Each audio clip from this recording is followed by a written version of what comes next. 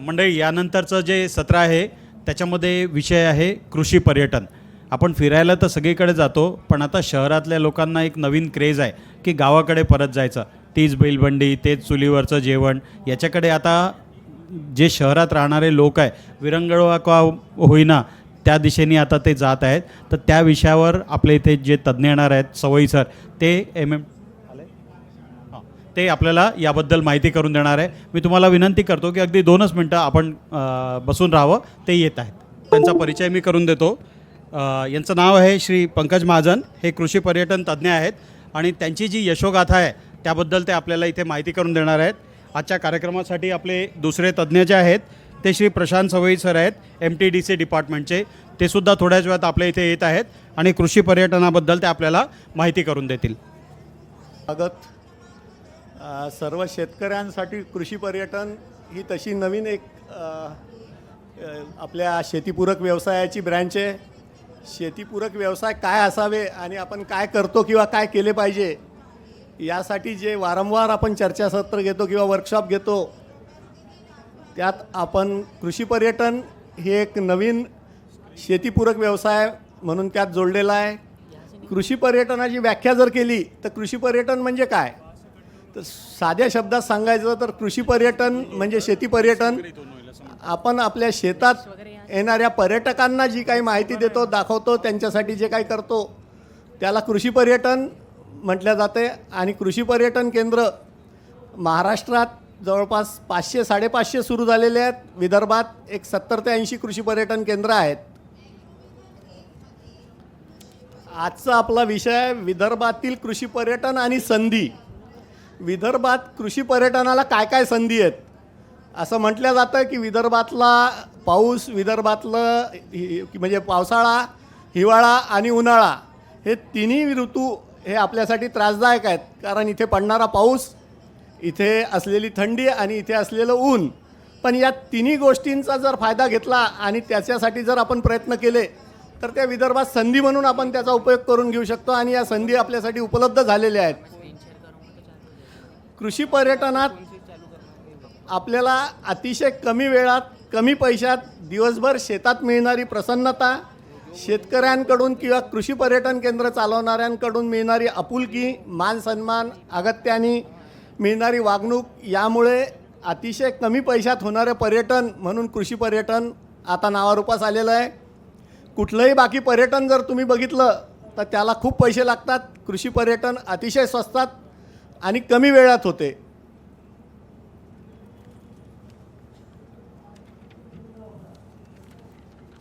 आपल्या अडचणीचा आपण विचार केला, पण आपल्या इथल्या जर वातावरणाचा विचार केला तर आपण पावसाळ्यापासून सुरू करू. पावसाळ्यामध्ये आपण आपल्या इथे आधीपासून आपण पावसाळ्यात पहिल्या पावसात ओलं होणे किंवा पावसाळ्यामध्ये भजा पार्टी किंवा पावसाळ्यामध्ये नदीला असलेल्या पुरामध्ये पोहणे किंवा चालत जाणे, अशा प्रकारचं पावसाळ्यात आपण बऱ्याचपैकी आधीच्या पिढीमध्ये करत होतो. त्यानंतर जर उन्हाळ्याचा विचार केला तर उन्हाळ्यात 2 शिफ्टमध्ये म्हणजे सकाळी आणि संध्याकाळी अशा या 2 शिफ्टमध्ये आपण उन्हाळ्यात कृषी पर्यटन केंद्र चालवत असतो आणि ते चांगलं सुरू आहे. हिवाळ्याच्या बाबतीत तर सांगायचंच काम नाही, कारण कृषी पर्यटनाचा ऋतूच हिवाळा आहे. आपल्यासाठी त्याच्यासाठी अतिशय पूरक वातावरण आहे. त्याच्यामुळे हिवाळ्यात विदर्भातले सर्व पर्यटन केंद्र पूर्ण क्षमतेने चालू असतात. पण पावसाळा आणि उन्हाळा देखील खूप चांगल्या पद्धतीने चालू आहेत असं आतापर्यंत प्रूव्ह झालेलं आहे. शिवाय आपल्याकडे असलेले सणवार, ऋतू याचा आपण बऱ्याचपैकी फायदा घेत असतो.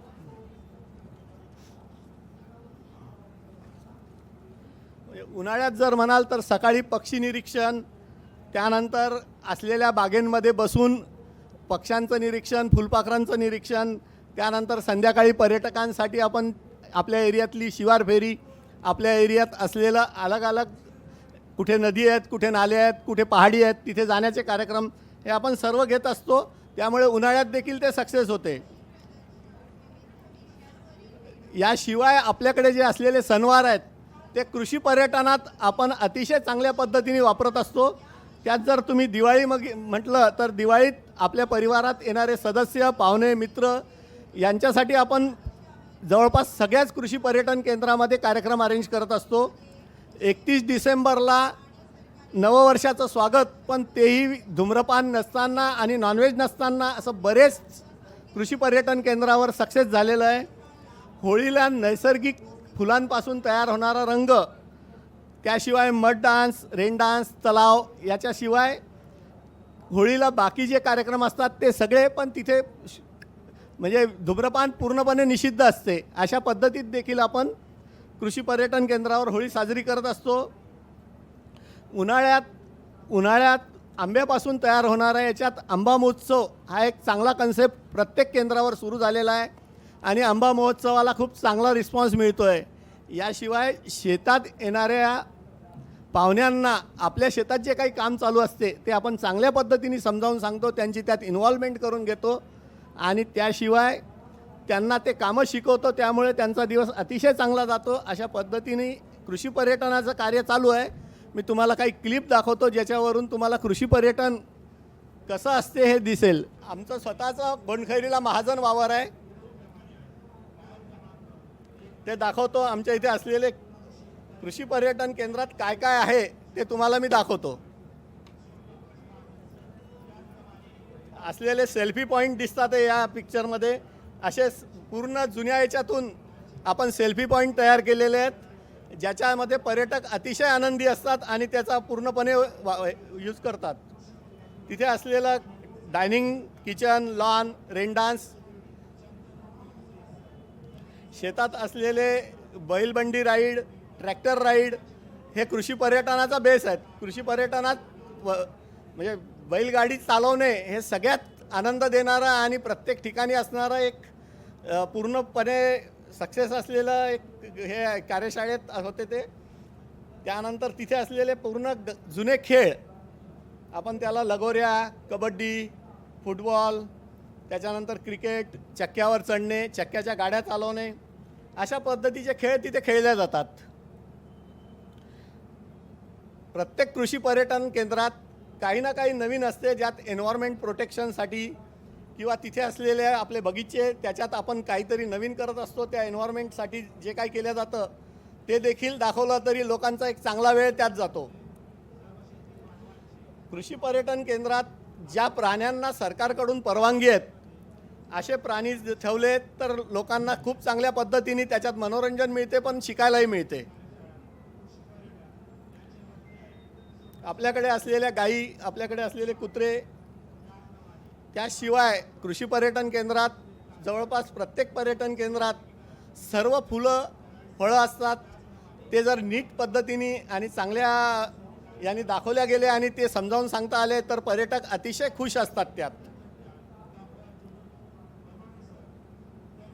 मी आमच्या इथे असलेले फळं दाखवतोय तुम्हाला.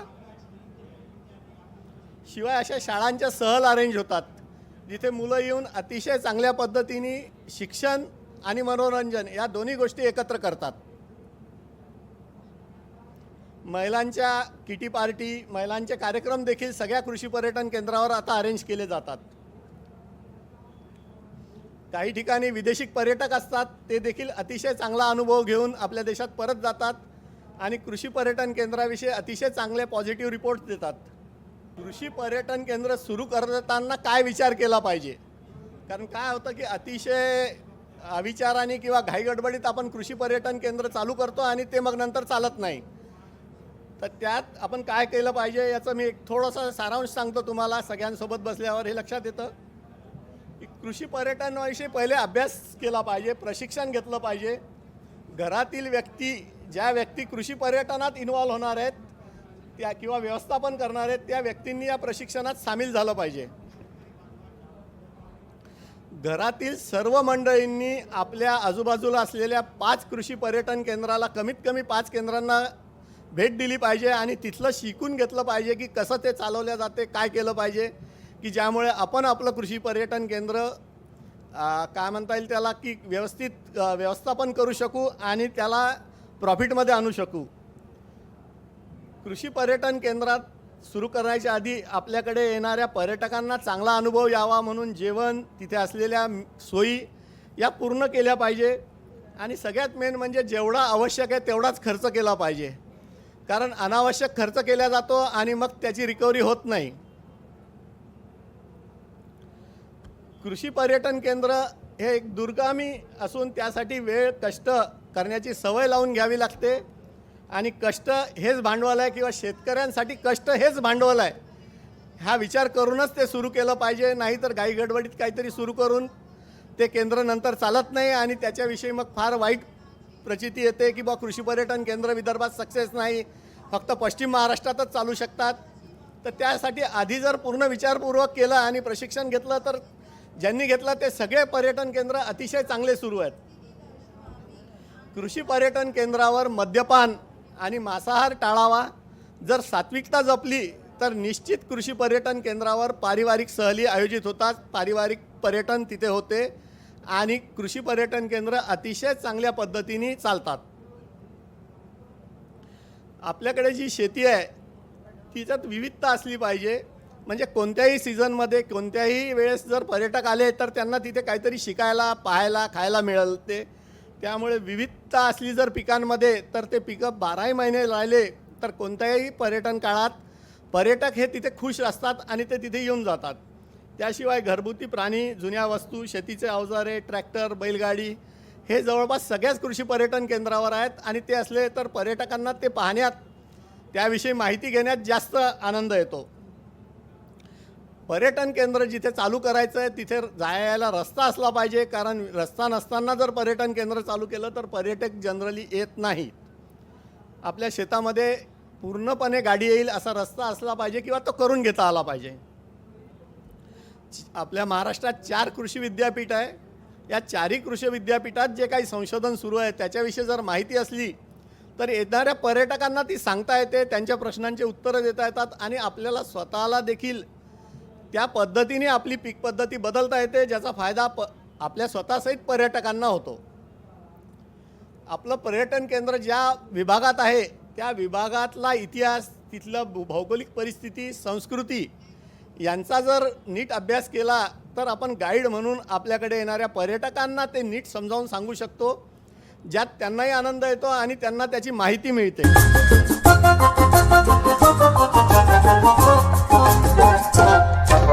चिखलीपासून उत्तर दिशेला सवण्या फाट्याहून वळती गावाला कृषी पर्यटना जाऊया, मामाचं वावर पाहूया, पाहूया मामाचं वावर पाहूया. चिखलीपासून उत्तर दिशेला सवण्या फाट्याहून वळती गावाला कृषी पर्यटना जाऊया, मामाचं वावर पाहूया, पाहूया मामाचं वावर पाहूया.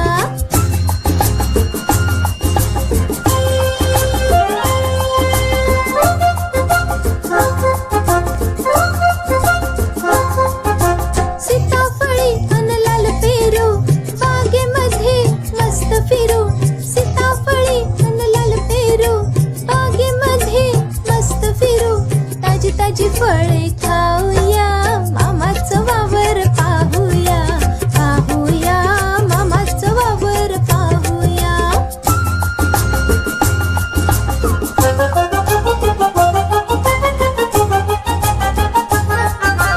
करवंद आणि ड्रॅगन फळ, करवंद आणि ड्रॅगन फळ, फळांचा राजा आम्रफळ. गोड गोड चिंचा खाऊया,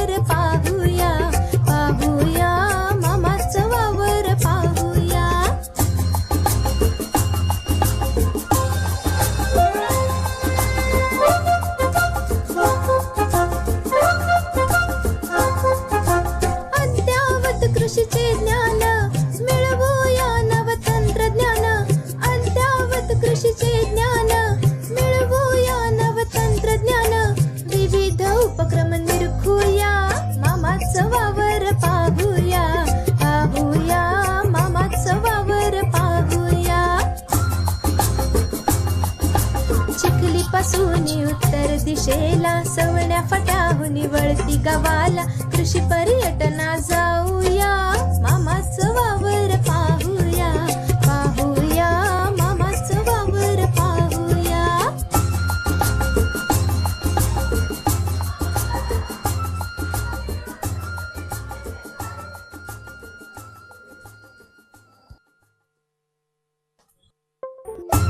आ, 2020मध्ये महाराष्ट्र शासनाने कृषी पर्यटनाची एक पॉलिसी आणली आहे.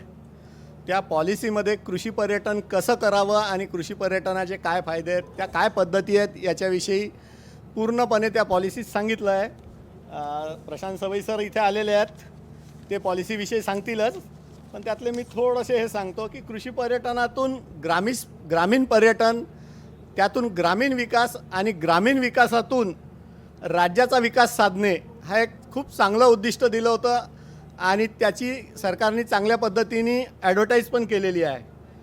कृषी पर्यटनाच्या माध्यमातून शेती उत्पादन विकणे हा एक खूप मोठा उद्देश या पॉलिसीमध्ये सांगितला गेला होता आणि कृषी पर्यटनातून आपण आपल्या शेतातला माल जो आहे तो उत्पादित माल कसा विकावा याच्याविषयी बऱ्याच ठिकाणी कार्य सुरू आहे आणि त्याला खूप चांगला रिस्पॉन्स मिळतो आहे. कृषी पर्यटन कृषीपूरक व्यवसाय म्हणून त्याला प्रोत्साहन देण्याचं महाराष्ट्र शासनाने आपल्या पॉलिसीत म्हटलं आहे की कृषी पर्यटन आतापर्यंत जेवढे पूरक व्यवसाय आहेत त्याच्यात सर्वात चांगला एक व्यवसाय सिद्ध होऊ शकतो, म्हणून महाराष्ट्र शासनाने ही 2020मध्ये पॉलिसी आणलेली आहे. ग्रामीण भागातील लोककला आणि परंपरा या वाढल्या पाहिजे, जोपासल्या गेल्या पाहिजे आणि त्या सर्वसामान्य जनतेला समजल्या पाहिजे. यासाठी सर्व कृषी पर्यटन केंद्रावर सांस्कृतिक महोत्सव अरेंज करा, याच्यासाठी प्रयत्न सुरू आहेत. काही ठिकाणी ते केल्या जातात आहे. ग्रामीण महिला व ग्रामीण तरुणांना आपल्याच एरियात किंवा आपल्याच गावात रोजगार मिळावा हा एक सगळ्यात मोठा उद्देश कृषी पर्यटनाच्या पॉलिसीमध्ये आहे. त्याचा काही प्रमाणात फायदा होतो आहे. जेवढे कृषी पर्यटन केंद्र वाढतील तेवढा रोजगार वाढेल आणि ते तरुण, त्या तिथल्या महिला त्या तिथेच राहतील, त्याच्यामुळे शहरावर वाढणारा लोड कमी होईल. शहरी भागातील लोकांना किंवा विद्यार्थ्यांना शेतीविषयी माहिती समजावून सांगणे, शेती शिकवणे हे कृषी पर्यटन केंद्राच्या पॉलिसीमध्ये एक अतिशय चांगला उद्देश दिलेला आहे की ज्यांच्याकडे शेती नाही अशा शहरातील लोकांना किंवा ज्यांच्याकडे शेती आहे पण जे कधीच शेतात जात नाही त्या लोकांना शेतीची माहिती मिळावी, त्यांना शेतीची आवड निर्माण व्हावी व शेती शिकायला मिळावी असा उद्देश या पॉलिसीमधून होता. ग्रामीण भागातील लोकांचा राहणीमान उंचावणे, त्यांना रोजगार मिळाला, त्यांना जर काम मिळालं, त्यांना जर तिथून आपलं उत्पन्न मिळालं तर आपल्याच गावात राहून ते चांगलं राहणीमान त्यांना मिळू शकते आणि रोजगार मिळू शकतो, हा एक या पॉलिसीतला उद्देश होता. शेतीतील कामातील अनुभव हा एक अजून एक चांगला अनुभव पर्यटकांसाठी आहे आणि शेतकऱ्यांसाठी पण आहे. आणि शेतमालाच्या प्रक्रियेस वाव मिळावा, शेतमालाच्या प्रक्रिया त्यांच्या शेतातच व्हाव्या, त्यासाठी कृषी पर्यटन केंद्रांनी पुढाकार घ्यावा किंवा त्या केंद्रांवर त्या सुरू व्हाव्या असा एक उद्देश या पॉलिसीत होता. मी प्रशांत सवई सरांना विनंती करतो की सर आपण आपलं मार्गदर्शन करावं, त्यानंतर मग मी कंटिन्यू करतो. आपल्याला माहिती सरांनी दिलेली आहे. कृषी पर्यटन म्हणजे मला जे लक्षात आला, कृषी आणि पर्यटन यांचा दोघांचा मेळ, म्हणजे जिथे कृषी आहे म्हणजे नवीन काहीच नाही, माझे आजोबा किंवा तुमचे आजोबा जे करत होते तेच आहे. मतलब कृषि पर्यटन में नई चीज़ कुछ भी नहीं है, जो आप करते थे, मतलब दादाजी, मेरे दादाजी या आप लोगों के दादाजी करते थे वही चीज़ है कि खेती करना है. खेती में पहले ऐसा होता था की अपने यहाँ के मेहमानों को बुलाते थे हम लोग, आपल्या पाहुण्यांना बोलवत होतो, तिथे त्यांना पाहुणचार करत होतो, मेहमानों को बुला के उनका स्वागत करते थे. वही चीज़ कृषि पर्यटन है. कृषि पर्यटन में आप जितना मान सम्मान करोगे, जितका चांगला पाहुणचार तुम्ही करणार तितके चांगले रिटर्न आहे. आणि याची फलश्रुती म्हणजे मी काही समोर घेतो आहे, कारण हा रानवारा आमचा हिंगणघाटला आहे. हिंगणघाटपासून 6 किलोमीटर अंतरावर आहे.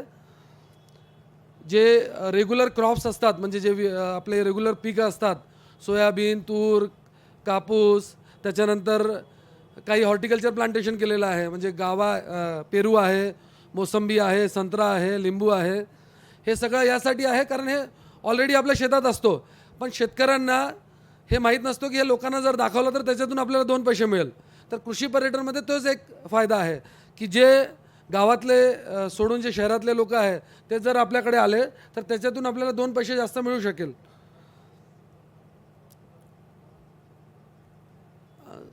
हे जे आहे आमचा कृषी पर्यटन केंद्र शुद्ध शाकाहारी, नॉन अल्कोहोलिक आणि नॉन कपल, म्हणजे मी हे परत सांगतो आहे, शुद्ध शाकाहारी, नॉन अल्कोहोलिक आणि नॉन कपल. म्हणजे आता जे आपण जर बघितलं असेल रिसोर्ट आणि जे आता नवीन जे टुरिझमचा कन्सेप्ट येत आहे आपल्याकडे, टुरिझम म्हटलं, हां सर मी सांगतो आहे टुरिझम आपल्याकडे म्हटलं तर टुरिझम म्हणजे फक्त सावजी. जे आपल्याकडे कुठेही पाहुणे आले तर आपण काय म्हणतो की त्यांना सावजीसाठी घेऊन चला कुठेतरी हॉटेलमध्ये. पण कृषी पर्यटनमध्ये जर आपल्याकडे चांगले पाहुणे येऊ शकते आणि तेही शुद्ध शाकाहारी, बिना दारुनी आणि कपल म्हणजे ज्यांचे लग्न झालेलं ते आपल्याकडे अलाउड आहे. पण ज्यांचं लग्न झालेलं नाही असे टुरिझम खूप वाढत आहे तर ते आमच्याकडे त्याची बंदी आहे. तर हे 3 गोष्टी घेऊन आम्ही 2016-17ला रानवाराची सुरुवात केली आणि आज आम्ही खूप खुश आहोत, म्हणजे हॅप्पी की आमच्याकडे जे लोक येत आहे ते इतके प्रामाणिकपणे, म्हणजे मला तर आश्चर्य होतं सर सांगायला की कितीतरी अधिकारी आहे जे आपल्या फॅमिलीला घेऊन फक्त आमच्या रानवारामध्ये येऊ शकतात, बाकी टुरिझममध्ये जाऊ शकत नाही ते. कारण तिथे गेल्यानंतर त्यांना माहीत आहे की तिथला वातावरण कृषी पर्यटनसारखा राहणार नाही. म्हणून कृषी पर्यटनमध्ये कितीतरी अधिकारी, कितीतरी मोठे बिझनेसमॅन, व्यावसायिक आमच्याकडे येतात, म्हणजे कृषी पर्यटनमध्ये येतात. हे काही फोटोज आहे किड झोन, जे आता सरांनी सांगितलं लहान मुलांसाठी सहळी वगैरे, हे एन्जॉयमेंटसाठी काही, जे आपला सोयाबीन निघाल्यानंतर कुटार असतो ना किंवा चना निघाल्यानंतर कुटार असतो, त्या कुटाराचे गाठोरे जर बनवले आणि त्याच्यावर लहान मुलांना किंवा मोठ्या जे टुरिस्ट येतात त्यांना जर जम्प करायला सांगितलं त्यांना खूप आनंद येतो. हे जुना दरवाजा होता आमचा, तर ते दार लावलेला आहे आणि हा सेल्फी पॉईंट झालेला आता. म्हणजे माझ्याकडे जेवढे टुरिस्ट येतात सगळ्यांची फोटो इथे प्रामाणिकपणे ते लोक काढतात. हे काही फोटोज आहे. हा रानवाराचा इंटरनल जे काही आहे. कृषी पर्यटनमध्ये जसा सरांनी सांगितलं की आपले काही जुने वास्तू वगैरे जे असेल ते जर लोकांना दाखवलं तर तेव्हा एक वेगळा आनंद येतो. हा जवळपास 200 वर्ष जुना मंदिर आहे आमच्याकडे शिवजीचा. गाई आहे, हे लहान मुलांसाठी. मारोशी, मला वाटतं सगळ्या शेतकऱ्यांना माहीत असेल, मारोशी म्हणजे जागलीसाठी आपण जे बनवतो, पण हे लोक तिथे येऊन आपली सेल्फी काढतात. मचान, बुलक कार्ट राईड म्हणजे बैलबंडी सवारी, काही सेल्फी पॉईंट आहे. हे क्रिकेट म्हणजे एक वेगळा फॅड आहे भारतात क्रिकेटचा, तर ते जर आपण सोडलं तर मला वाटतं ते कुठेतरी कमतरता राहणार, म्हणून क्रिकेटची व्यवस्था आहे. Selfie point. वॉटर ॲक्टिव्हिटीज आहे. रेन डान्स, जिथे आम्ही चुलीवरचा स्वयंपाक वाढतो त्या जागेला पर्णकुटी नाव दिलेलं आहे. आता माझ्या मागच्या वक्त्यांनी म्हणजे महाजन सरांनी सांगितलं की काही वेगवेगळे उपक्रम जर आपण हाती घेतले तर लोक येऊ शकतात. तर आमच्याकडे आम्ही मँगो फेस्टिवल दरवर्षी साजरा करतो. आपल्या विदर्भातली व्हरायटी आणि बाहेरची व्हरायटी अशी काही व्हरायटीज आम्ही बोलवतो आणि त्याच्यापासून वेगवेगळे पदार्थ तयार करून ते लोकांना सर्व करतो. आणि दिवसभराचा पॅकेज असतो की फिक्स एक काहीतरी अमाऊंट असतो की तुम्ही या आणि मँगोचे हे जे सगळे डिशेस आहे तुम्ही तिथे टेस्ट करा.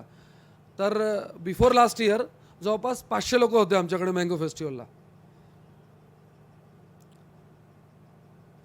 निसर्गाच्या सानिध्यात हे reunion, kitty parties, theme base, mango फेस्टिवलचे काही फोटोज आहे. हे मँगो आहे म्हणजे आंबे आणि तिथे टॅटूज वगैरे सगळे काढलेले आहे. एक आम्ही दरवर्षी म्हणजे एक जवळपास सर 8 वर्ष झालेलं आहे आम्हाला, होलीचा फेस्टिवल आम्ही घेतो.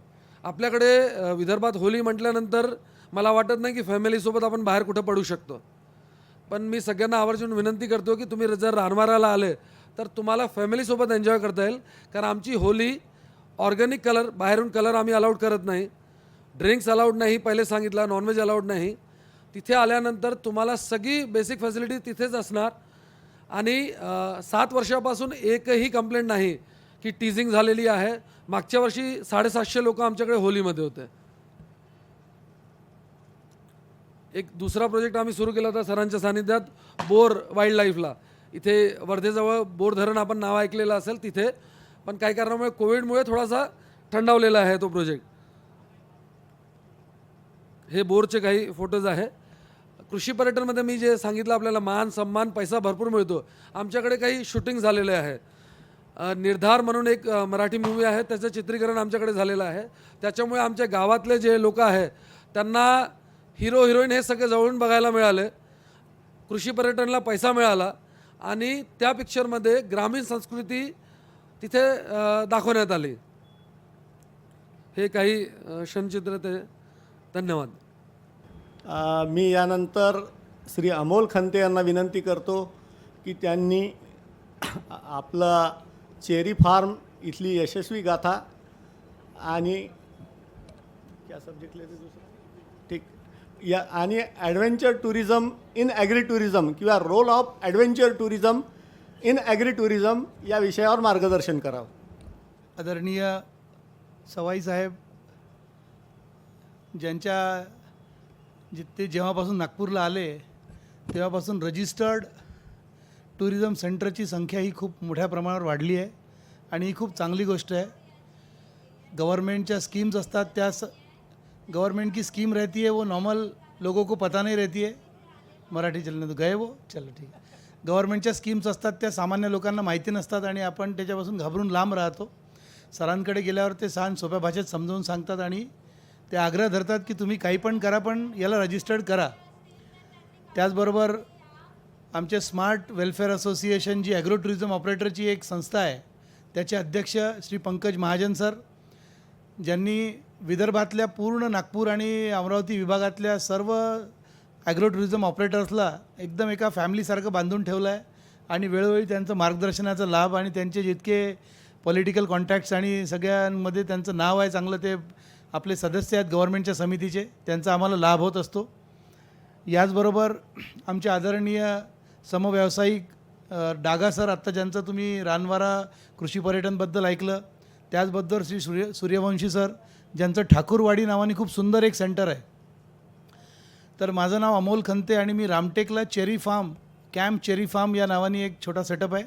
तिकडे म्हणजे या उद्देशांमधलं जे सगळ्यात शेवटचा पॉईंट आहे शालेय सहली, त्या एकाच मुद्द्यावर काम करतो आणि जवळपास 25,000 विद्यार्थी पर्यटक माझ्याकडे येतात. 50 जणांचा फुल टाईम स्टाफ आहे आणि विविध ॲडव्हेंचर ॲक्टिव्हिटीज असल्यामुळे त्यांना लागणारे जे सर्टिफाईड स्टाफ आणि सगळ्या ॲक्टिव्हिटीज आहेत. तर कॅम्प चेरी फार्म जो आहे तर रामटेक सगळ्यांनाच माहिती आहे. किती लोक आहे आजपर्यंत जे रामटेकला गेले नाही अजून?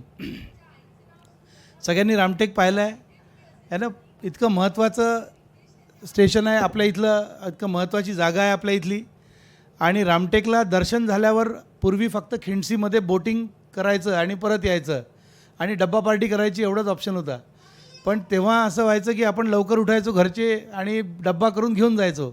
आजकाल जेवायचं बाहेर असतं सगळ्यांना छानपैकी आणि स्पेशली महिला वर्ग तर आहे, त्यांना जर बाहेर जेवायचं म्हटलं तर त्या लवकर तयार होतात ट्रिपला जायला आणि नाही तर मग त्या काही ना काही कारणाने तुमची ट्रिप पोस्टपोन करत राहतात जर त्यांना डब्बा बनवायचा असेल तर. तर कॅम्प चेरी फार्मला आम्ही एक छान महाराष्ट्रीयन जेवणाचा सेटअप लावला होता आणि सोबत एक कॅम्पसाईट, तिथे चेरीचे झाडं, बेसिकली सिंगापूर चेरी ज्या असतात ती जागा तिथले आमदार ॲडव्होकेट आशिष जयस्वाल यांनी आमच्या संस्थेला दिली होती 13 वर्षापूर्वी आणि ती मुरमाची खाण होती तिथे. तर त्या खाणीमध्ये कुठले झाडं उगतील माती टाकून चेरीची झाडं पटापट उगतात. तर चेरीची झाडं लावल्याबरोबर ते आजूबाजूच्या जंगलातले पक्षी तिथे यायला लागले. आम्ही तिथे नेस्टिंग बॉक्स वगैरे लावले आणि आता तिथे आंब्याची झाडं होती मोठी मोठी राजाच्या काळातली, त्याच्यावर काही ॲडव्हेंचर ॲक्टिव्हिटीज डेव्हलप करून त्या तलावाच्या काठाशी मग obstacle course, rope course, rock climbing, wall, archery, rifle shooting आणि मग सोबत parasailing, paragliding, paramotoring, hot air ballooning, kayaking, motor boats वगैरे असं हे पूर्ण एक फुल फ्लेज ॲग्रो, इको आणि ॲडव्हेंचर टुरिझमचं एक प्रोजेक्ट सुरू झालं. आज कॅम्प चेरी फार्मचं जे गुगल पेज आहे त्याला 1060 जणांनी रिव्ह्यू केलेलं आहे आणि 4.6 त्याचं रेटिंग आहे. म्हणजे लोकांना बऱ्यापैकी तिथे येऊन अनुभव आवडतात. कोविडनंतर कोविडपूर्वी आम्ही फक्त विद्यार्थ्यांना होस्ट करायचो आणि काही कॉर्पोरेट प्रोग्राम्स आमच्याकडे होते, जसं इंडियन एअरफोर्सचे टीम बिल्डिंग प्रोग्राम आम्ही करतो. हे जे रफेल इथे डसॉल्ट रिलायन्सचे जे युनिट आहे जे रफेल फायटर प्लेन बनवतात त्यांचं काम आमच्याकडे आहे.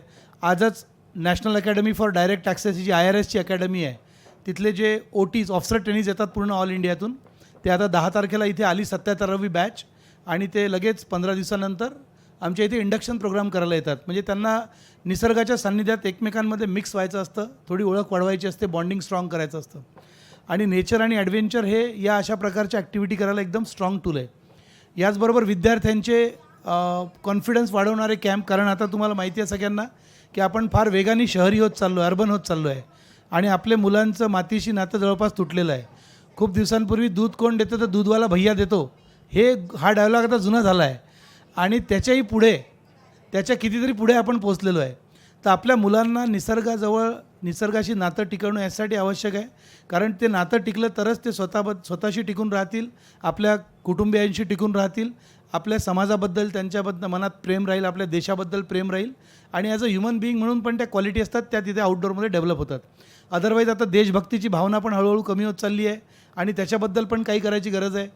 इतक्या आरामदायक आणि सुखासीन जीवन आपण जगतो आहे की मुलांना एका कंट्रोल रिस्कसोबत एक्सपोज करणं आवश्यक आहे आणि पालकांना वेळ नाही आजकाल, तर तिथे आमच्यासारख्या लोकांचा रोल सुरू होतो.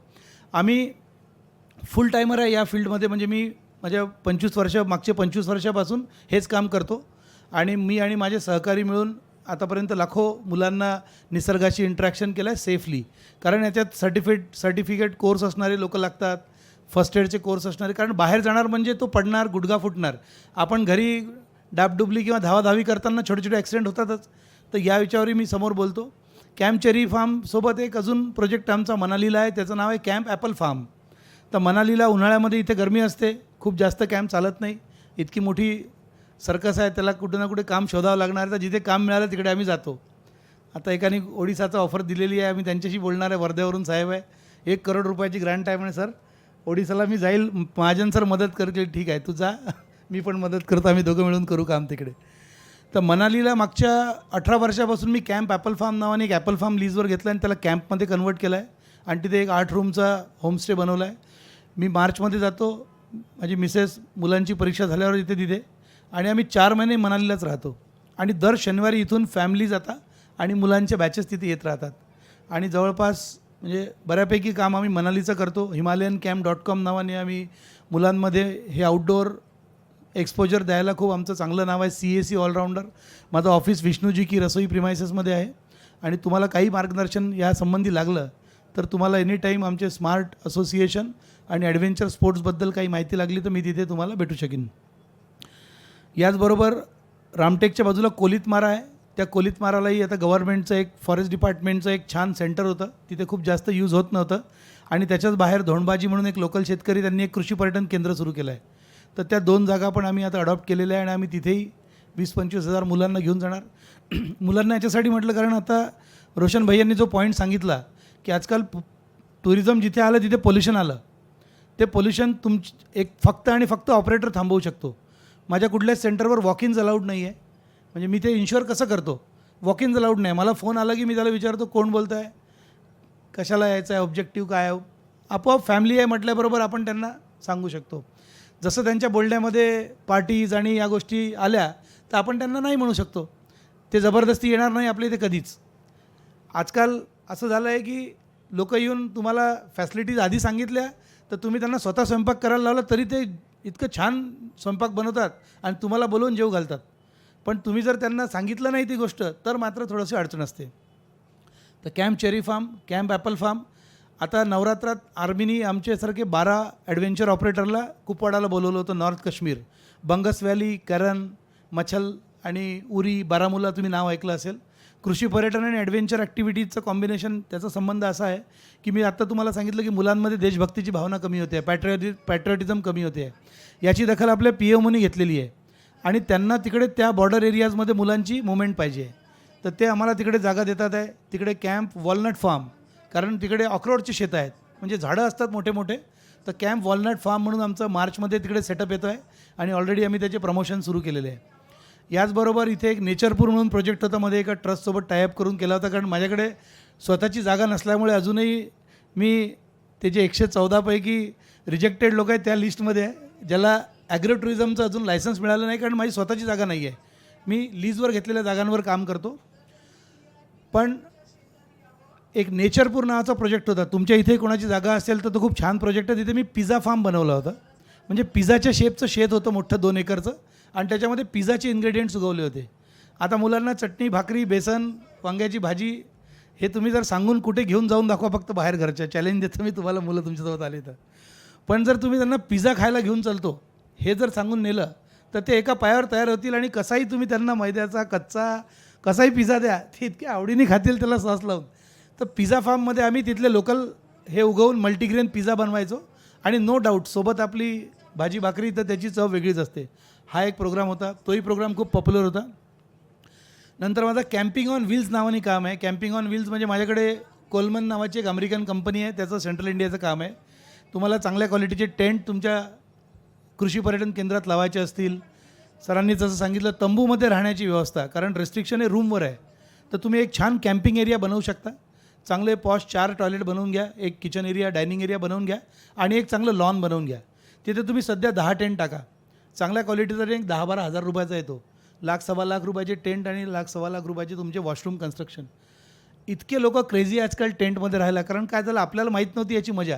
पुण्या मुंबईचे, बेंगलोरचे, UK वगैरे जातात, ते कॅम्पिंगला जातात सगळे. हे कोविडमध्ये सगळे लोक घरी आले राहायला, आणि यांनी आपापल्या लोकांना सांगितलं की कॅम्पिंग करायला जायचं आहे. तर लिटरली कॅम्पिंग साईट्स लोक शोधत आले, आणि एक प्युअर सेटअप मेंटेन करणं खूप सोपं आहे. कॅम्पिंगमध्ये रिस्क आहे, पण ती तशीच कृषी पर्यटनातही रिस्क आहे. म्हणजे याच्यामध्ये धोका, ॲडव्हेंचर म्हटल्यावर धोका हा शब्द सोबत चालतोच.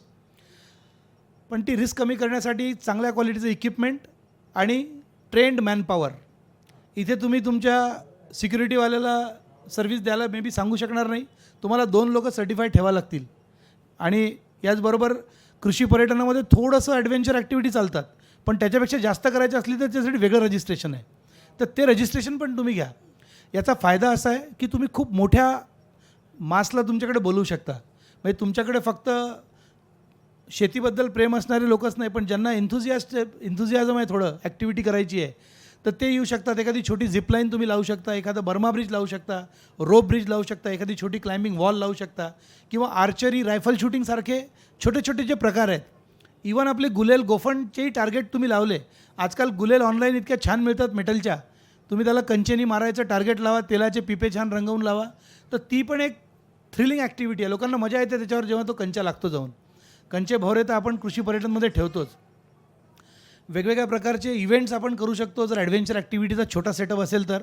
जर तुमच्याकडे टेंट असतील, टेलिस्कोप असतील, तर तुम्ही त्यांना स्टार गेजिंग करू शकता.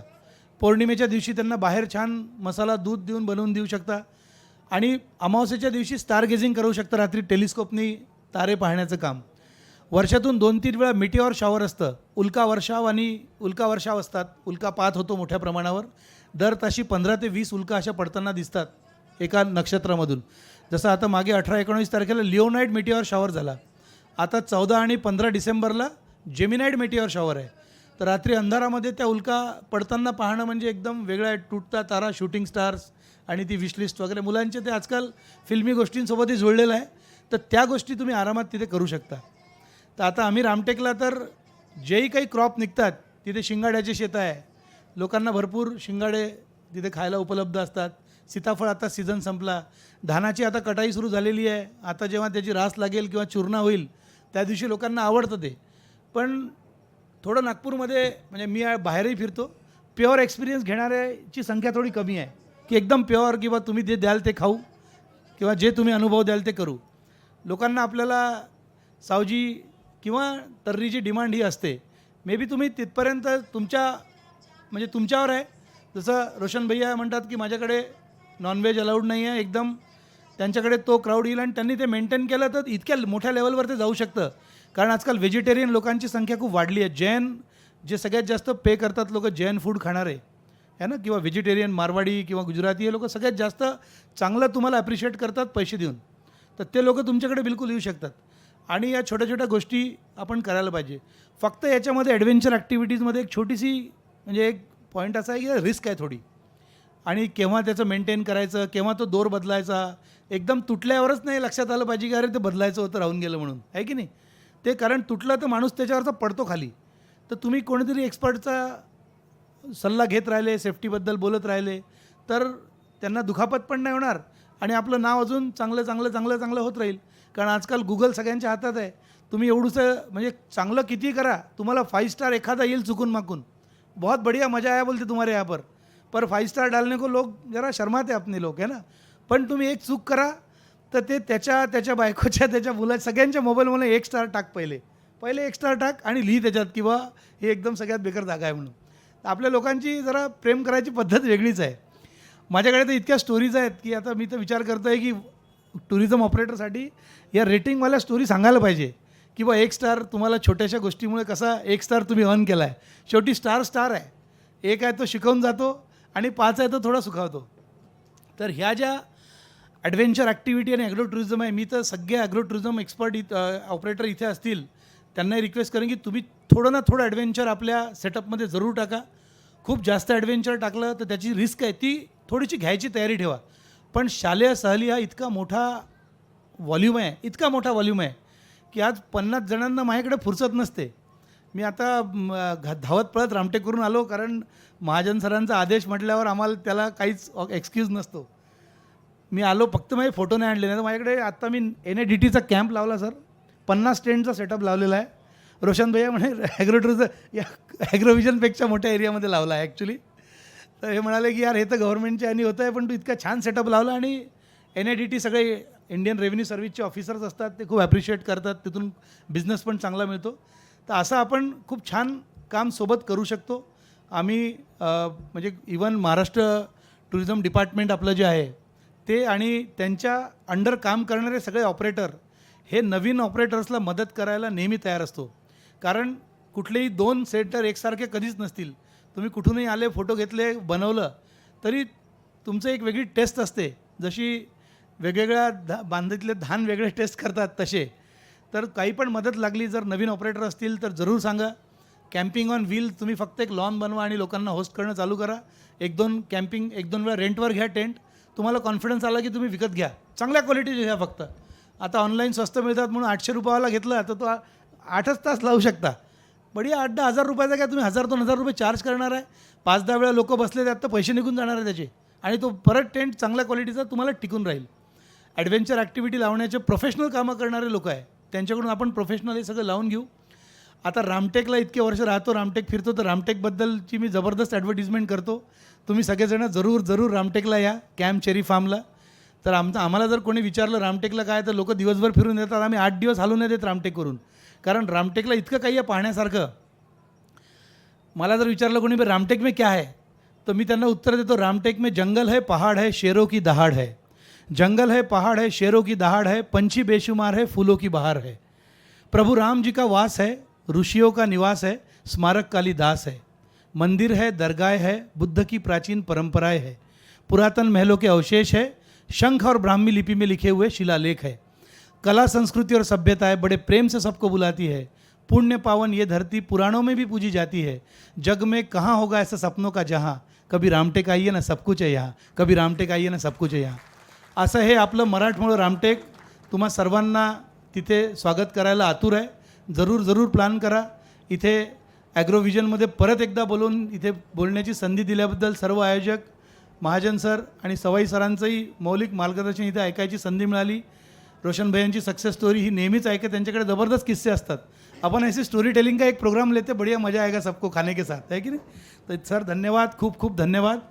जय हिंद, जय Maharashtra sir. Thank you so much sir. अमोलजी धन्यवाद. एक सर कार्यक्रमानंतर 1-2 मिनटं महाराष्ट्र कृषी उद्योग विकास महामंडळ मर्यादित महाराष्ट्र शासनाचा अंगीकृत व्यवसाय आहे. त्याचे अधिकारी श्री राठोड साहेब इथे उपस्थित आहे. मी त्यांना विनंती करतो की शेतकऱ्यांसाठी त्यांच्याजवळ काय आहे आणि शेतकऱ्यांनी त्यांना काय दिलं पाहिजे याच्याविषयी मार्गदर्शन करा प्लीज. यानंतर श्री मोहोड साहेब यांची यशस्वी गाथा आपण ऐकतोय. एक उद्योजक कशा प्रकारे आपलं ॲग्री टुरिझम सेंटर डेव्हलप करू शकते आणि ते दाखवू शकते. म्हणून शेवटी नाही, पण मुद्दाम तुम्हाला त्यांना सगळ्यात शेवटी याच्यासाठी घेतलं आहे की सर्व लोक त्यांचं ऐकायला निश्चित थांबतील आणि ते ऐकून जातील. धन्यवाद महाजन साहेब. सन्माननीय सवई सर, पंकज महाजन साहेब, डॉक्टर वडसकर सर, उपस्थित मान्यवर, मी Kishor Rathod, Maharashtra agro industry development कॉर्पोरेशनचा रिजनल मॅनेजर. खरं तर आम्हाला असं वाटतं की कृषी पर्यटन आणि फार्मर प्रोड्युसर कंपनी ही एक संलग्न विषय आहे की बऱ्याच फार्मर प्रोड्युसर कंपनी आपलं कृषी पर्यटन आपलं सुरू केलेलं आहे. माननीय कृषी मंत्री धनंजय मुंडे साहेबांच्या संकल्पनेने कृषी उद्योग विकास महामंडळाने एक नवीन पोर्टल सुरू केलेलं आहे. शेतकऱ्यांची उत्पादने, फार्मर प्रोड्युसर कंपनींचे उत्पादने हे ऑनलाईन पद्धतीने ई पोर्टल थ्रू विक्री करण्याचं एक नवीन पोर्टल आम्ही सुरू करतो आहोत. 15 ऑगस्टला त्याचं उद्घाटन आहे. तर काल आमचे माननीय व्यवस्थापकीय संचालक साहेब आले होते ॲग्रोव्हिजनला, तेव्हा महाजन साहेबांचा एक विषय झाला की साहेब ॲग्रो टुरिझम हा एक जो विषय आहे तो देखील जर तुम्ही ह्या महाॲग्रोमार्टमध्ये जर घेतला तर कदाचित आमच्या सगळ्या जेवढ्याही फार्मर प्रोड्युसर कंपन्या आहेत त्यांना ऑनलाईन बुकिंग मिळतील आणि त्या निमित्ताने देखील लोक तिथं पोचतील. तर महाजन सर, एक काल MD साहेबांनी मला मान्यता दिली की जो फर्टिलायझर, पेस्टिसाईड, सीड्स, ॲग्रिकल्चर इम्प्लिमेंट्सच्या बाजूला एक सर्व्हिसेस म्हणून एक टॅग तयार करा आणि त्या सर्व्हिसेसमध्ये कोणकोणत्या सर्व्हिसेस आपण देऊ शकतो त्याच्यामध्ये ॲग्रो टुरिझम हा एक सब्जेक्ट टाकायला त्यांनी सांगितलं आम्हाला. तिथे आम्ही काय करतो की एक नॉमिनल फी घेऊन सध्या आम्ही रजिस्ट्रेशन करतो आहे आणि मला सांगायला आवडेल की पहिला नागपूरचा माझा कोणी आपण रजिस्ट्रेशन करणार असेल तर Ranvara farmer producer company Rameshwar Daga यांनी केलं आणि दुसरा आपल्या जिथं बसलेले श्री सतीश मोहोड साहेब यांनी दुसरी माझ्या वेबसाईटला त्यांनी ई पोर्टलला त्यांनी रजिस्ट्रेशन केलं. खरं सांगायचं की त्यांना महत्त्व कळालं की Maharashtra agro industry development corporation ही कशा पद्धतीची सर्व्हिस आता महाराष्ट्रातल्या लोकांना किंवा इंडियातल्या लोकांना देणार आहे आणि महाराष्ट्राची भूमीमध्ये ॲग्रो टुरिझम किती सुंदरतेने चाललं आहे आणि ॲग्रो टुरिझमच्या थ्रू किती लोक आपल्या महाराष्ट्राची संस्कृती जपत आहेत. त्यामुळं हा पोर्टलला आपण नक्की रजिस्टर करा. mahaagro.co.in हा म्हणून आमची वेबसाईट आहे. त्याच्यावर बूथ क्रमांक 55वर आम्ही तिथं आमचे काही एक्झिक्युटिव्ह उपलब्ध आहेत, त्यांच्या थ्रू आपण रजिस्ट्रेशन करा आणि नक्कीच याचा फायदा आपला ॲग्रो टुरिझमला होईल असं मला आशय आहे. एवढं बोलून मी महाजन सरांचं आणि वरिष्ठांचं धन्यवाद देतो आणि थांबतो. धन्यवाद. धन्यवाद राठोड सर. मी सतीश मोहोड सर, ग्रीषा कृषी पर्यटन केंद्र यांना विनंती करतो की कृपया त्यांनी आपली यशोगाथा सांगावी.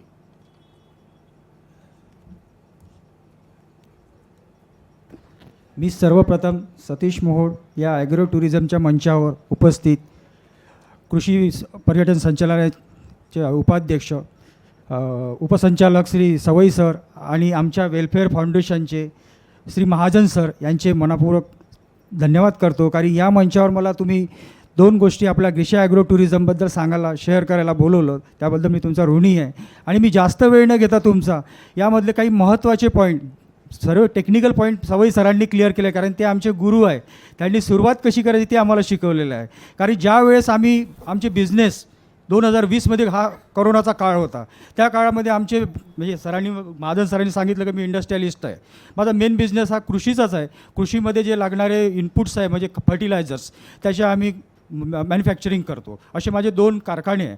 पण करोना काळामध्ये कारखान्यांना काम कमी होतं आणि त्यावेळेस एक आशेचा किरण म्हणे मी एक वृत्त लोकमतमध्ये वाचलं की नवीन उपक्रम महाराष्ट्र गव्हर्नमेंटनी कृषी पर्यटन असा आणलेला उपक्रम आहे.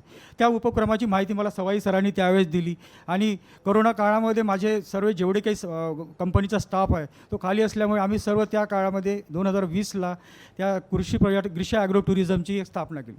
त्यामध्ये आधी आम्ही तिथे कंपनीचं एक डेमो फॉर्म म्हणून एक ओसाड जागा जमीन घेतलेली होती. ती रेताळ जमीन आहे. मला त्या गावचे सर्व शेतकरी म्हणायचे की सर ही जमीन अगदी रेताळ आहे, या जमिनीमध्ये कुठलं पीक घेणार तुम्ही. म्हटलं सर चांगल्या जमिनीमध्ये किंवा चांगल्या विद्यार्थ्याला मेरिट तर प्रत्येक जण आणते, पण आपण वाईट जमिनीमध्ये जर चांगलं करून दाखवलं तरच शेतकरी माझ्यावर विश्वास करेल की या खतामध्ये किंवा या टेक्नॉलॉजीमध्ये खरंच आहे, इफेक्टिव्ह आहे. तर मी त्या रेताळ जमिनीमध्ये सुरुवातीला संत्र्याचा बगीचा, डाळिंबाचा बगीचा, त्यानंतर कृषी विभागाच्या विविध स्कीम घेऊन कृषी विभागाशी चं मार्गदर्शन घेऊन तिथे ग्रीन हाऊस, पॉली हाऊस, त्यानंतर ऑर्गॅनिक व्हेजिटेबल्स आणि वेगवेगळे फळांचं उत्पादन घेतलं. डच गुलाब जो आपला पश्चिम महाराष्ट्रामध्ये किंवा दमट भागामध्ये घेतला जातो त्याचं 2 वर्ष उत्पादन घेतलं. दुर्दैवाने करोना काळ असल्यामुळे मी म्हणजे कमर्शियल उत्पादन नाही घेऊ शकलो, पण करोना काळामध्ये आम्ही भरपूर लोकांना या ग्रीशा ॲग्रो टुरिझमतर्फे ऑर्गॅनिक व्हेजिटेबल, फ्लावर हे भरपूर लोकांना आम्ही घरपोच दिले. एक समाजाची सेवा म्हणून त्या ग्रीशा टुरिझम. आणि आताही ग्रीशा टुरिझम हे ज्येष्ठ नागरिकांना 50% सवलतीवर तिथे राहण्याला येण्याला परवानगी देते आणि त्यांची व्यवस्था करते. 2 दिवसाआधी गडकरी साहेबांच्याच जी संस्था आहे साहेब, ज्येष्ठ नागरिक संस्था, दत्ता मेघे त्यांचे आणि गडकरी साहेब आहे, तर त्या संस्थेला आम्ही तिथे बोलवलं आणि तिथे ज्येष्ठ नागरिकांचा सत्कार केला. त्यांनी तिथे पूर्ण निसर्गाचा सानिध्याचा आनंद घेतला आणि तिथे तारीफ केली की खरंच छान आहे. कारण या निसर्गाशी आपलं नातं हे दूर दूर होत चाललेलं आहे. आता मुलांना कांदा हा जमिनीच्या खाली होतो की झाडाच्या वर लागतो हा प्रश्न विचारला, मला नाही वाटत 100पैकी 90 म्हणजे 50 तरी पोरं योग्य उत्तर देऊ शकेल.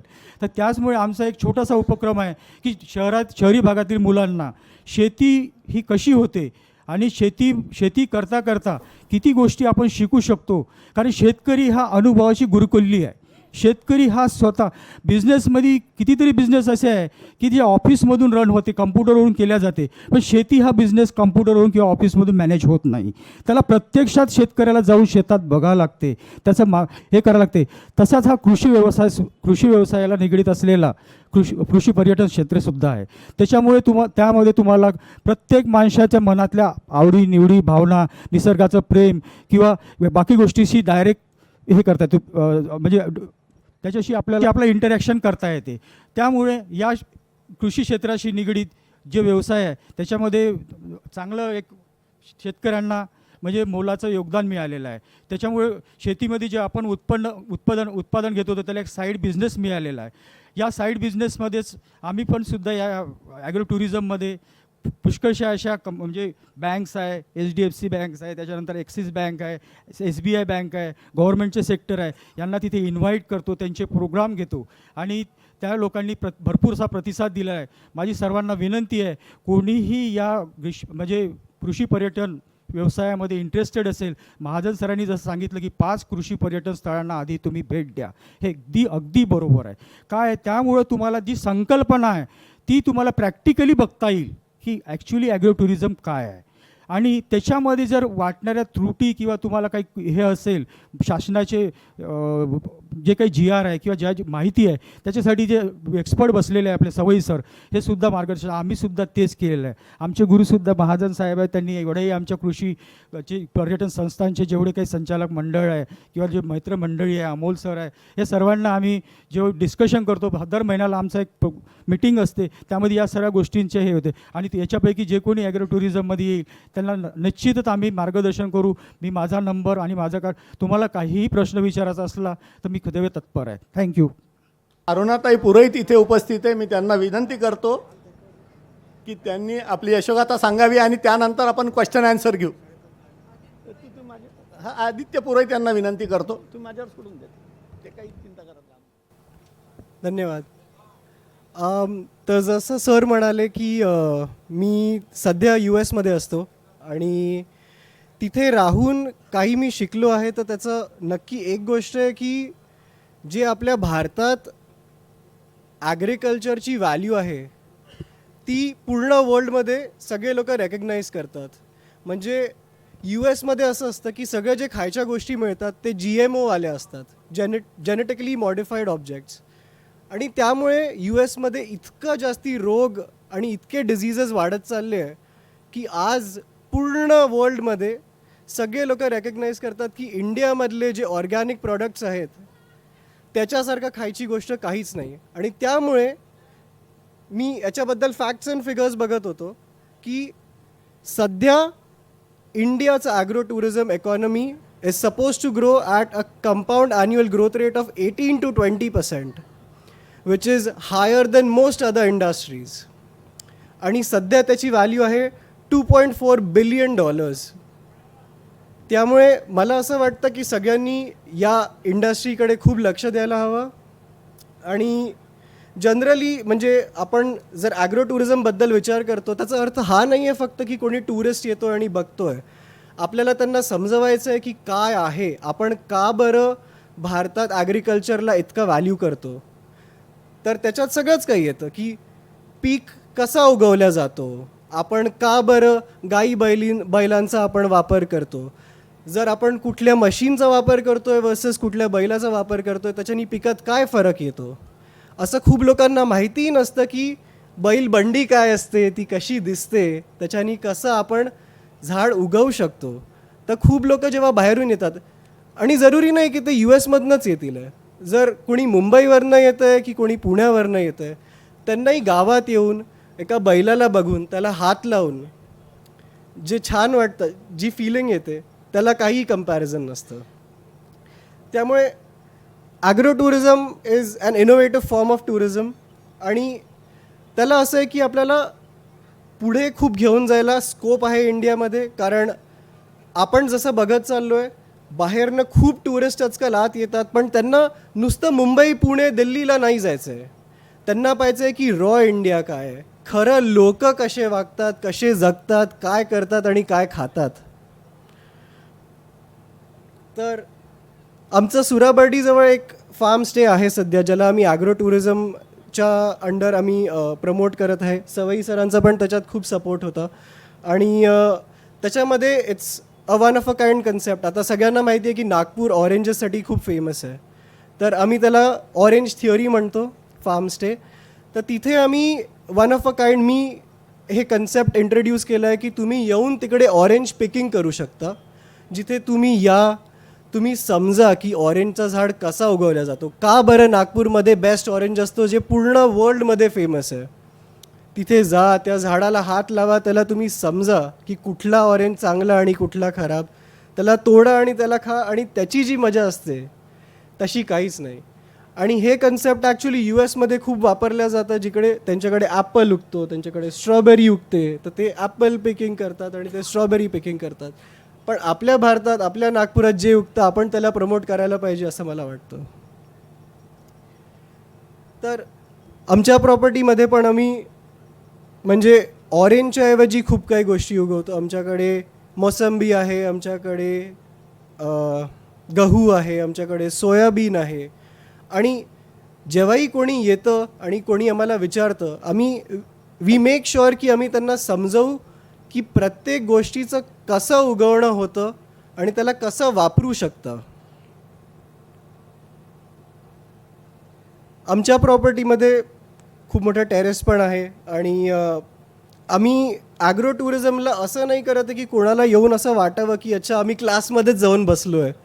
तुम्ही या, तुम्ही मजा करा, आणि तुम्ही असं फील करा की तुम्ही आपल्या सिटीच्या हसल बसल आणि कॉन्क्रीट आणि धुवापासनं दूर येऊन थोडं फ्रेश हवा घ्या, थोडंसं एन्जॉय करा ओपन. आणि असं आम्ही त्याला प्रमोट करतो आहे. त्याच्याऐवजी आता आपल्या शेतावरती काही ॲनिमल्स आहे, तर तुम्ही तिथे येऊन ॲनिमलला फीड करू शकता, जे खूप लोकांनी कधी लाईफमध्ये केलंही नसेल. गाईला जाऊन थोडासा चारा खिलवला, किंवा तुम्ही बकऱ्यांना फिरायला घेऊन गेले. हे खूप लोकांना नशिबात नसतं, जे मोठ्या सिटीजमधनं येतात, आणि आपल्याला नागपूरमध्येही नसतं. ज्यांच्याकडे शेत आहे त्यांनी हे प्रमोट करायला पाहिजे. आणि याच्यातनं बेस्ट गोष्ट ही मला असं वाटते की जे आपले रुरल लोक असतात त्यांना याच्यामुळे इतका बूस्ट मिळतो. कारण माझी आई इथेच आहे, जे ऑपरेशन रन करते. त्यांच्या अंडर आज नाही तर 50 लोक आमच्याच गावातले लोक काम करतात. ते बाया असो की ते माणसं असो, त्यांना आम्ही एज्युकेट केलं, त्यांना समजवलं की ॲग्रो टुरिझमची व्हॅल्यू काय आहे, आणि त्यांना आम्ही जॉब दिले. आणि आज ते आपल्या पोरांना शिकवते आणि ते त्या इंडस्ट्रीला पुढे घेऊन जातील. आणि हे याच्यात खूप आपल्या गावातल्या लोकांना याच्यामुळे खूप बेनिफिट होईल. इन ॲडिशन टू दिस याच्यानी इन्कम तर भेटतेच शेतकऱ्यांना, आणि कल्चरल ट्रान्सफॉर्मेशन होतं. जर लोक जास्त यायला लागले तर रस्ते चांगले बनतात, पार्किंग चांगली बनते, इन्फ्रास्ट्रक्चर चांगलं बनतं. आणि त्यामुळे फार्मर्सचं स्टँडर्ड ऑफ लिव्हिंग वाढायला लागतं. सो फायनली मी कन्क्लूड हे करेल की आय फील की in the next 10 to 20 years with a compounded growth rate of 20% he industry खूप पुढे जाणार आहे आणि आपण बाहेरच्या सगळ्या देशातनं खूप याच्यामध्ये इंटरेस्ट बघणार आहे.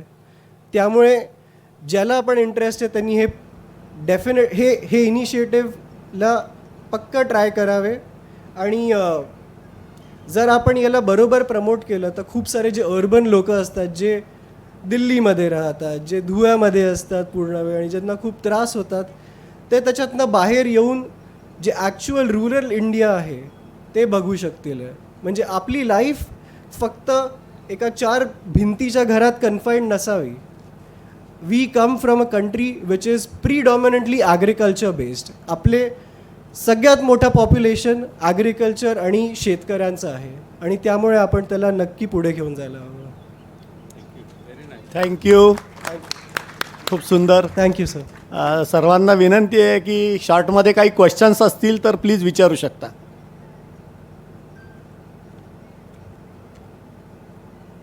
चला, कन्क्लुडिंगचं काय प्रोसिजर सांगितली? Thank you sir.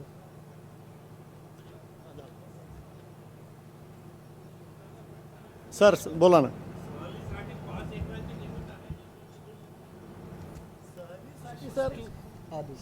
शाळेच्या स्टुडंटसाठी असे काही कारण काय आहे त्याचं? शाळेच्या सर आहेत इथे, पण तरी मी सांगतो की शाळेच्या सहलीमध्ये कमीत कमी 50-60 मुलं येतात आणि आपली वास्तू तिथली प्लस ॲग्रिकल्चर याशिवाय थोडीशी जागा असली पाहिजे त्यांना खेळायला जायला, म्हणून 5 एकराचा क्रायटेरिया ठेवला. बरोबर? अगदी बरोबर याच्यात काय फ्लेक्झिबिलिटी आहे का? नाही, ह्याच्या आता ते पॉलिसी मध्ये असल्यामुळे त्याला फ्लेक्सिबिलिटी नाही आहे.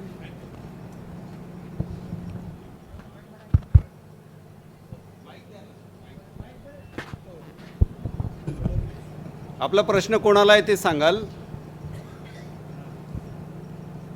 माझा प्रश्न असा आहे की जेव्हा टुरिस्ट ॲग्रो टुरिझमला येतात शहरातून खेड्यामध्ये, त्यात आपण 2 गोष्टींचं इन्क्लूड करू शकतो का? एक म्हणजे लोकल प्रॉडक्ट्सचं जर आपण तिथे दुकान लावलं जिथे आपण ॲग्रो टुरिझम करणार आहे तर ते कायद्याप्रमाणे अलाउड आहे का? आहे. अच्छा. त्यांनी म्हणजे काय होईल की लोकल माल विकला जाईल, शहरातले लोक भरपूर पैसे आणि रिकाम्या बॅग घेऊन येतात. ते याचा मुख्य उद्देशच तो आहे की तुमच्या स्थानिक मालाला बाजारपेठ उपलब्ध करून देणे. वेळेच्या अभावापायी ह्या विषयावर बोललो नाही आम्ही, पण त्याच्यात सोविनियर शॉपिंगचा कन्सेप्ट खूप चांगला दिलेला तिथे आहे. जर ते शॉपिंग करू शकले शेतामध्ये ती जर कंपल्सरी करायला सांगितलेली आहे. अच्छा. आणि दुसरा प्रश्न असा आहे की बहुतेक हे जे ॲग्रो टुरिझम्स आहेत हे खेड्याच्या बाजूला जर असेल, आता हे नागपूर जवळचं जे आहे ते खूप सिटीच्या जवळ पडते. जर खेड्यातलं असेल एका रिमोट प्लेसमधलं असेल तर रिमोट प्लेसमध्ये पण असे बरेचसे जसं खेड्यात गेल्यानंतर जुने मंदिर असतात किंवा हे असतात, ते पण आपण त्यांना पॅकेजमध्ये इन्क्लूड करू शकतो का? हो, करू शकतो. धन्यवाद. शिवार फेरीचा एक कन्सेप्ट आहे हां. की आपल्या शेतातल्या टुरिस्टला आपल्या आजूबाजूच्या एरियात फिरवा, त्यासोबत ते बाजूच्या शेतकऱ्यांकडून त्यांचं धान्य किंवा जे काय असेल त्यांच्या शेतात ते विकत घेऊ शकतात. बाजारपेठेतून फिरवलं तर बाजारात. हा, आणि त्या एरियातले जे कारागीर आहेत त्यांच्याकडून देखील ते खरेदी करू शकतात. त्याला शिवार फेरी म्हणतात. अच्छा. धन्यवाद साहेब. थँक्यू.